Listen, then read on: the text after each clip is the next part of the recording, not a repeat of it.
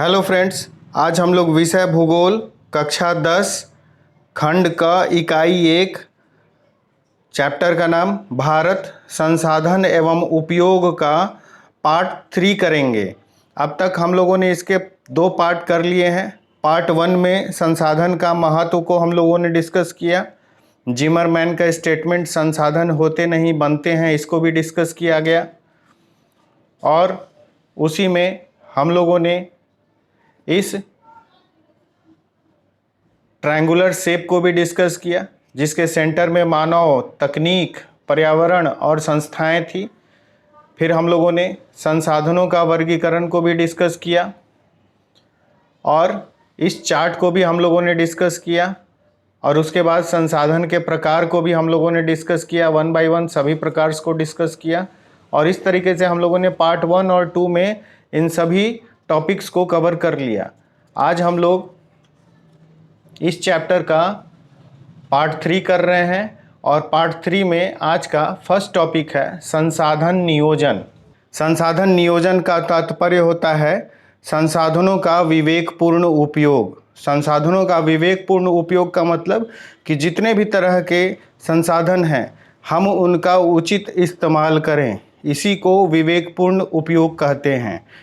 वर्तमान परिवेश में संसाधनों का विवेकपूर्ण उपयोग हमारे सामने चुनौती बनकर खड़ा है। संसाधनों के विवेकपूर्ण दोहन हेतु सर्वमान्य रणनीति तैयार करना संसाधन नियोजन की प्रथम प्राथमिकता है। इस पैराग्राफ का अर्थ ये है कि संसाधन बहुत होते हैं और उन सभी संसाधनों को हमें उचित इस्तेमाल करना चाहिए, उसका भरपूर इस्तेमाल करना चाहिए। संसाधन बेकार नहीं होने देना चाहिए और संसाधन हमारे लिए बहुत ज़रूरी होता है, मानव के लिए बहुत ज़रूरी होते हैं संसाधन, और इन संसाधनों का नियोजन भी हमें करना चाहिए। संसाधन नियोजन किसी भी राष्ट्र के विकास के लिए आवश्यक होता है। भारत जैसे देश के लिए तो यह अपरिहार्य है, जहां संसाधन की उपलब्धता में अत्यधिक विविधता के साथ साथ सघन जनसंख्या व्याप्त है। यहाँ कई ऐसे प्रदेश हैं जो संसाधन संपन्न हैं, कई ऐसे भी प्रदेश हैं जो संसाधन की दृष्टि से काफ़ी विपन्न हैं। कुछ ऐसे भी प्रदेश हैं जहाँ एक ही प्रकार के संसाधनों का प्रचुर भंडार है तथा अन्य दूसरे संसाधनों में वह गरीब है। तो यहाँ इस पैराग्राफ में यह समझाया गया कि संसाधन का उचित इस्तेमाल होना चाहिए, संसाधन को उचित इस्तेमाल करने के लिए योजना बनाना चाहिए। उसी योजना को हम लोग यहाँ नियोजन कह रहे हैं और भारत के लिए तो यह बहुत ज़रूरी है क्योंकि यहाँ जनसंख्या बहुत ही सघन है, यानी डेंसिटी बहुत ज़्यादा है पॉपुलेशन का। और यहाँ यह भी समझाया गया कि भारत में ऐसे बहुत सारे प्रदेश हैं जहाँ बहुत ज़्यादा संसाधन हैं और कुछ ऐसे भी प्रदेश हैं जहाँ संसाधन बहुत कम हैं, नहीं के बराबर हैं। इस तरीके से कुछ ऐसे भी क्षेत्र हैं जहां एक ही प्रकार के संसाधन भरपूर मात्रा में हो और दूसरे प्रकार के संसाधन वहां हैं ही नहीं। जैसे यहाँ एग्जाम्पल दिया गया झारखंड, मध्य प्रदेश, छत्तीसगढ़ आदि ऐसे कई प्रदेश हैं जहां खनिज एवं कोयला का प्रचुर भंडार है। उसी प्रकार बिहार भी चूना पत्थर और पाइराइट जैसे खनिज में धनी है। अरुणाचल प्रदेश में जल संसाधन प्रचुर मात्रा में उपलब्ध है, परंतु कई कारणों से उसका विकास नहीं हो पाया है। राजस्थान में सौर ऊर्जा के साथ साथ पवन ऊर्जा की प्रचुरता है, परंतु यह राज्य जल संसाधन की दृष्टि से अति निर्धन है। भारत के अंतर्गत लद्दाख भी ऐसा क्षेत्र है जो शीत मरुस्थल के रूप में अन्य भागों से अलग थलग हो गया है, लेकिन यह प्रदेश सांस्कृतिक विरासत का धनी है। यहाँ जल संसाधन, महत्वपूर्ण खनिज एवं मौलिक अवसंरचना की बहुत कमी है। अतः राष्ट्रीय, प्रांतीय तथा स्थानीय स्तरों पर संसाधनों के समायोजन एवं संतुलन के लिए संसाधन नियोजन की अनिवार्यता आवश्यक है। इस पैराग्राफ में यह समझाया गया कि कुछ राज्य जैसे झारखंड, मध्य प्रदेश, छत्तीसगढ़, ये कुछ ऐसे राज्य हैं जहां पर कोयला भरपूर पाया जाता है, तो बाकी संसाधन वहाँ कम है, हरियाली कम है, जंगल कम है, या फिर जो मैदानी क्षेत्र है जिसमें कृषि कार्य बहुत आसानी से किया जाता है, यह मैदानी क्षेत्र कम है इन क्षेत्रों में। वैसे ही चूना पत्थर और पाइराइट बिहार में भरपूर पाया जाता है, बाकी लोहा कोयला बिहार में नहीं मिलता है। उसी प्रकार अरुणाचल प्रदेश में जल संसाधन है और बाकी चीज़ें वहाँ कम हैं। उसी तरीके से राजस्थान या गुजरात में सौर ऊर्जा और पवन ऊर्जा भरपूर है, बाकी चीज़ों की कमी है।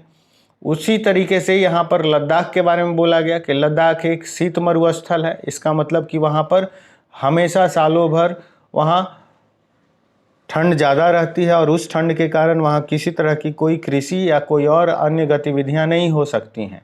और यह भाग यानी कि लद्दाख की बात हो रही है, यह लद्दाख क्षेत्र भारत के अन्य भागों से बिल्कुल अलग थलग पड़ जाता है, खासकर शीत ऋतु में, ठंड के मौसम में। और यह लद्दाख सांस्कृतिक विरासत के रूप में धनी है।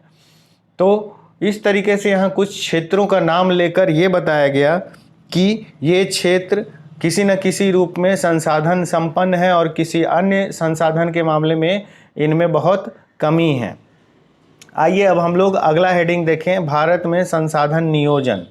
भारत में संसाधन नियोजन, इस हेडिंग को ध्यान से सुनिए और समझिए। संसाधन नियोजन एक जटिल प्रक्रिया है। संसाधन नियोजन का सीधा अर्थ हो गया कि संसाधन का उचित इस्तेमाल करने के लिए हमें योजना बनानी होगी और उस योजना पर चलना होगा। जब हम योजना बनाकर कोई काम करते हैं और उस पर चलते हैं तो वह कार्य सफल हो जाता है। वही बात यहाँ संसाधन नियोजन में समझाने का प्रयास किया गया है। संसाधन नियोजन एक जटिल प्रक्रिया है। इसके लिए आवश्यक क्रियाकलाप को आवश्यकता होती है। ये क्रियाकलाप संसाधन नियोजन के सोपान होते हैं। इन सोपानों के सहारे किसी देश के उपलब्ध संसाधन का सदुपयोग कर उस देश की उन्नति का मार्ग प्रशस्त किया जा सकता है। संसाधन नियोजन के सोपानों को निम्न रूप से बांटकर अध्ययन किया जा सकता है। तो यहाँ पर समझाया गया कि संसाधन नियोजन के लिए हमें कुछ आवश्यक कार्य करने होंगे। क्या क्या वो मुख्य कार्य हैं? पहला, देश के विभिन्न प्रदेशों में संसाधनों को पहचान करने के लिए सर्वेक्षण करना। तो पहला काम है कि हमें संसाधनों का सर्वेक्षण करना होगा, संसाधन का सर्वेक्षण करना होगा। उसके बाद बोला गया कि सर्वेक्षण के बाद मानचित्र तैयार करना होगा। हमें संसाधनों का मानचित्र तैयार करना होगा। फिर संसाधनों के गुण और मात्रा को परखना होगा, मापना होगा, उसका आकलन करना होगा। उसके बाद संसाधन विकास योजना को मूर्त रूप देने के लिए टेक्नोलॉजी, स्किल यानी कौशल, संस्था, नियोजन का रूप तैयार करना होगा। इसका मतलब कि हमें सबसे पहले सर्वेक्षण करना है, उसके बाद मानचित्र तैयार कर उसके गुण और मात्रा का मेजरमेंट करना है, आकलन करना है। उसके बाद हमें टेक्नोलॉजी, स्किल और जो संस्थागत यानी इंस्टीट्यूशंस, उन सभी को तैयार करके ये काम आगे बढ़ाना है। राष्ट्रीय विकास योजना एवं संसाधन विकास योजना के मध्य समन्वय स्थापित करना है कि देश का विकास किस गति से बढ़ रहा है, उसी गति से हमें संसाधनों को निकालने का काम भी करना होगा। तो ये दोनों गति मैच करना चाहिए, देश के विकास का योजना और संसाधन के विकास का योजना, इन दोनों का मैचिंग होना चाहिए। ये दोनों मैच करते हैं तब ये आसानी से संसाधन नियोजन हो सकता है और ये सफल भी होगा। हमारे देश में स्वतंत्रता प्राप्ति के बाद से ही संसाधन नियोजन के लक्षित उद्देश्यों की हासिल करने का प्रयास किया जा रहा है। इस संदर्भ में भारत सरकार प्रथम पंचवर्षीय योजना से ही प्रयासरत है। किसी भी इकाई पर विकास हेतु संसाधन एक आवश्यक शर्त है, किंतु प्रौद्योगिकी एवं संस्थानों में वांछित परिवर्तन के अभाव में केवल संसाधनों की उपलब्धता से विकास संभव नहीं है।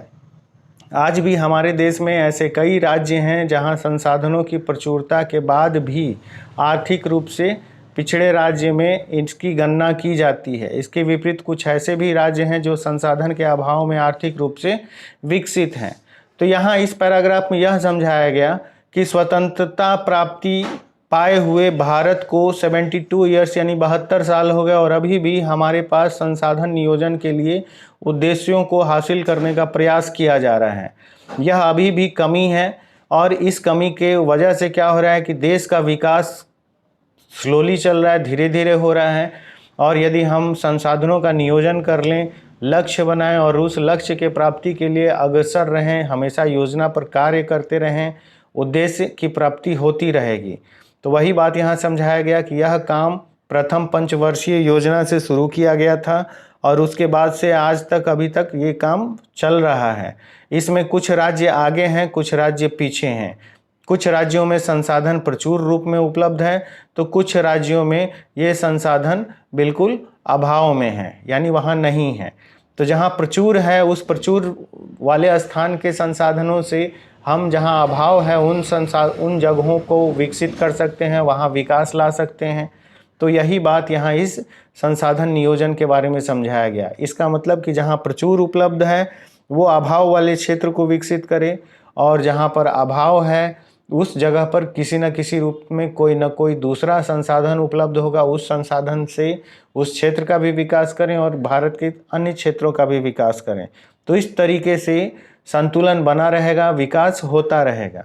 अगला हेडिंग है संसाधनों का संरक्षण। सभ्यता एवं संस्कृति के विकास में संसाधनों की अहम भूमिका होती है, किंतु संसाधनों का अविवेकपूर्ण या अतिशय उपयोग विविध प्रकार के सामाजिक, आर्थिक, सांस्कृतिक, पर्यावरणीय समस्याओं को जन्म देते हैं।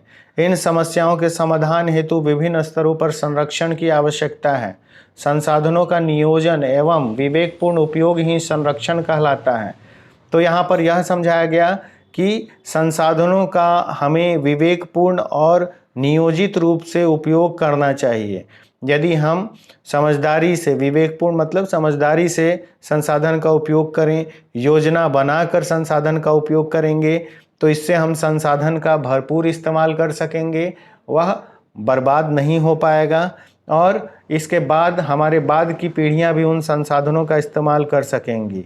और इस तरीके से जब हम कोई कार्य करते हैं जिसमें हम संसाधनों के लिए योजना बना रहे हैं और उसका भरपूर इस्तेमाल करने के बारे में सोच रहे हैं, तो यही बात संसाधन का संरक्षण कहलाता है, जो इस पैराग्राफ का हेडिंग है, संसाधनों का संरक्षण। प्राचीन काल से ही संसाधनों का संरक्षण समाज सुधारकों, नेताओं, चिंतकों एवं पर्यावरणविदों के लिए एक चिंतनीय ज्वलंत विषय रहा है। इस संदर्भ में महान दार्शनिक एवं चिंतक महात्मा गांधी के विचार प्रासंगिक हैं। हमारे पास भेंट करने के लिए बहुत कुछ है, लेकिन पेटी भरने के लिए नहीं। यह बात महात्मा गांधी ने कहा था, और उनका कहना था कि जब हम अपने ज़रूरत के लिए कुछ खोजने जाएं तो वह प्रकृति में भरपूर मात्रा में उपलब्ध है, लेकिन जब हम अपने लालच की भरपाई करने जाएंगे तब उस हाल में हमें सभी संसाधन कम नजर आएंगे। मेधा पाटेकर का नर्मदा बचाओ आंदोलन, सुंदरलाल बहुगुणा का चिपको आंदोलन एवं संदीप पांडे द्वारा वर्षा जल संचय कर कृषित भूमि का विस्तार संसाधन संरक्षण की दिशा में अत्यंत सराहनीय कदम है। तो जैसे महात्मा गांधी ने यहाँ एक वाक्य कहकर हमें कुछ समझाने का, कुछ संदेश देने का प्रयास किया, उसी प्रकार से मेधा पाटेकर, सुंदरलाल बहुगुणा, संदीप पांडे ने भी हमें संसाधन संरक्षण के अलग अलग उपाय बताए। यहाँ पर एक नर्मदा रिवर के बारे में बताया गया, यहाँ पर चिपको आंदोलन में भी पेड़ काटने से रोकने के लिए बताया गया, और संदीप पांडे ने भी वर्षा जल संचय कर हमें उस जल को दोबारा इस्तेमाल करने के बारे में बताया। और इस तरीके से ये सब हमारे लिए संसाधन है, चाहे हम यहाँ वर्षा जल की बात करें, चाहे इस चिपको आंदोलन में हम पेड़ की बात करें, उसको काटने से बचाएं, या फिर इस नर्मदा बचाओ आंदोलन में छोटे छोटे बांध बनते तो उससे किसी का नुकसान ज़्यादा नहीं होता, लेकिन जब हम बड़े बांध बनाते हैं तो उससे बहुत बड़ी संख्या में लोगों की आबादी डिस्टर्ब होती है। और इस नर्मदा बचाओ आंदोलन में मुख्य बातें यही थी कि नर्मदा रिवर पर बहुत बड़ा बांध बनाया गया और भाखड़ा नांगल डैम, और इस डैम के बनने की वजह से लगभग 200 गांव के 5 लाख लोग विस्थापित हो गए, उनकी आजीविका छीन गई, और ये सभी लोगों का जीवन और उनका आर्थिक गतिविधियां दोबारा उन्हें शुरू करनी पड़ी। तो यही बात मेधा पाटेकर इस नर्मदा बचाओ आंदोलन में कहना चाहती हैं। गांधी जी जैसे कई चिंतकों का मानना है कि मानव का स्वार्थी और लालची प्रवृत्ति तथा अत्याधुनिक तकनीक की शोषणात्मक क्रियाकलाप संसाधन के तीव्रतम ह्रास के लिए मजबूर कर देता है। इस वाक्य में गांधी जी का मानना था कि जब हम मानव स्वार्थी होकर कोई चीज़ देखेंगे, संसाधनों का उपयोग करना शुरू करेंगे, तो हम वहाँ पर उपयोग नहीं उसका दुरुपयोग करना शुरू कर देते हैं। और इसकी वजह से क्या होता है कि संसाधन कम नज़र आने लगते हैं, क्योंकि लालच की कोई सीमा नहीं होती और लालच कितना भी मिले वो कम ही नज़र आता है। तो वही बात यहाँ उन्होंने कहा कि तकनीक के सहारे इंसान बहुत तेज़ी से आगे बढ़ रहा है और उस तकनीक का ज़्यादा से ज़्यादा इस्तेमाल कर रहा है, जिसकी वजह से संसाधन कम पड़ रहे हैं। गांधी जी मशीन द्वारा उत्पादन के घोर विरोधी थे। वे बड़े जन समुदाय द्वारा उत्पादन के समर्थन थे, जिससे एक बड़ी आबादी को बेरोजगारी जैसे सामाजिक कोढ़ से बचाया जा सके। उनका मानना था कि इस प्रक्रिया में श्रमिकों में कार्य दक्षता के विकास में वृद्धि होगी और संसाधनों के विदोहन पर भी विराम लगेगा। तो इस वाक्य में गांधी जी ने यह समझाया कि हमें बहुत बड़े लेवल पर टेक्नोलॉजी का सहारा नहीं लेना चाहिए, क्योंकि मशीनें आएंगी, निश्चित रूप से इससे काम तेज़ी से होगा, क्वालिटी भी अच्छी होगी, लेकिन जन समुदाय का एक बहुत बड़ा हिस्सा बेरोजगार रह जाएगा। तो क्यों ना हम कुछ ऐसा काम करें, ऐसी तकनीक अपनाएं जिसमें बड़े से बड़े समुदाय को काम मिल सके और उनको रोजगार मिल सके। तो यही बात यहाँ गांधी जी कहना चाह रहे थे। संसाधन के संरक्षण हेतु अंतर्राष्ट्रीय स्तर पर अनेक सम्मेलन हुए। पहला सम्मेलन 1968 ईस्वी में क्लब ऑफ रोम में किया गया। यहाँ भी संसाधन संरक्षण के बारे में बात किया गया। 1974 ईस्वी में शुमशेर की पुस्तक स्मॉल इज ब्यूटीफुल में इससे संबंधित गांधी जी के विचार प्रकाशित हुए। ब्रटलैंड आयोग द्वारा प्रस्तुत 1987 का प्रतिवेदन भी संसाधन संरक्षण के संबंध में विश्व जगत की दृष्टि खोलने में कारगर सिद्ध हुआ। इसमें सतत विकास यानी सस्टेनेबल डेवलपमेंट की संकल्पना के साथ साथ संसाधन संरक्षण पर बल दिया गया। इस रिपोर्ट को बाद में हमारा साझा भविष्य, इसका मतलब आवर कॉमन फ्यूचर शीर्षक से भी दस्तावेज प्रकाशित किया गया। रियो डी जेनेरो ब्राज़ील 1992 में आयोजित पृथ्वी सम्मेलन भी इस संदर्भ में एक सुनियोजित प्रयास था। पुनः 1997 ईस्वी में न्यूयॉर्क में द्वितीय पृथ्वी सम्मेलन तथा 2002 में जोहान्सबर्ग में आयोजित तृतीय पृथ्वी सम्मेलन संसाधन संरक्षण की दिशा में विश्व स्तरीय सराहनीय प्रयास है। तो इन पैराग्राफ्स में यह समझाया गया कि संसाधन संरक्षण के लिए अंतर्राष्ट्रीय स्तर पर बहुत सारे प्रयास हो रहे थे। 1968 में एक प्रयास क्लब ऑफ रोम में किया गया। दूसरा प्रयास 1974 ईस्वी में शुमशेर की पुस्तक स्मॉल इज ब्यूटीफुल के जरिए किया गया। फिर ब्रटलैंड में 1987 में गांधी जी का भी एक प्रतिवेदन उसमें प्रस्तावित किया गया। और इस तरीके से सस्टेनेबल डेवलपमेंट, इसका मतलब सतत विकास की संकल्पना की गई। सतत विकास का मतलब होता है कि हम विकास को पाएंगे, अचीव करेंगे, लेकिन उसके लिए अपने प्राकृतिक वातावरण को बर्बाद नहीं होने देंगे, दूषित नहीं होने देंगे और संरक्षण का उचित नियोजित इस्तेमाल करेंगे और संसाधन को हम बचाएंगे यानी संरक्षित भी करेंगे फ्यूचर जनरेशन के लिए, क्योंकि बाद की पीढ़ी उस संसाधन से और भी ज़्यादा अच्छी चीज़ें बना सकती है, डिस्कवर कर सकती है। इसके लिए हमें संसाधनों को बचा कर रखना ज़रूरी होगा और अपनी ज़रूरतों के लिए हमें संसाधनों के किसी दूसरे विकल्प पर जाना होगा। जैसे हमारी ज़रूरत, उदाहरण के तौर पर यदि हमारी ज़रूरत बिजली है, विद्युत है और आज हम वो विद्युत कोयला जलाकर पा रहे हैं, तो हमें वह विद्युत आज के डेट में सौर ऊर्जा से भी मिल सकता है, वायु ऊर्जा से भी मिल सकता है, ठीक है, या समुद्र की लहरों से मिल सकता है, भूतापीय ऊर्जा से हम बना सकते हैं। और इस तरीके से बहुत सारे उपाय हैं जो जिसमें हम उस इलेक्ट्रिसिटी को यानी विद्युत ऊर्जा को पा सकते हैं और उससे अपनी ज़रूरतें पूरी कर सकते हैं। यदि कोयला बचा रहेगा, यदि पेट्रोल बचा रहेगा, तो यह आगे का फ्यूचर जनरेशन इससे और कुछ बेहतर बनाने का प्रयास कर सकता है, डिस्कवरी कर सकता है। इसलिए हमें संसाधनों का सतत विकास होना चाहिए। आपको मेरा आज का पढ़ाया हुआ कैसा लगा, कमेंट कीजिएगा। यदि अच्छा लगे तो लाइक, शेयर, सब्सक्राइब कीजिए, अपने फ्रेंड्स को इस चैनल के बारे में बताइए। इस पाठ का अंतिम भाग सतत विकास की अवधारणा मैं जल्द लाऊंगा और यह इस पाठ का अंतिम भाग होगा, भाग 4। तब तक के लिए धन्यवाद।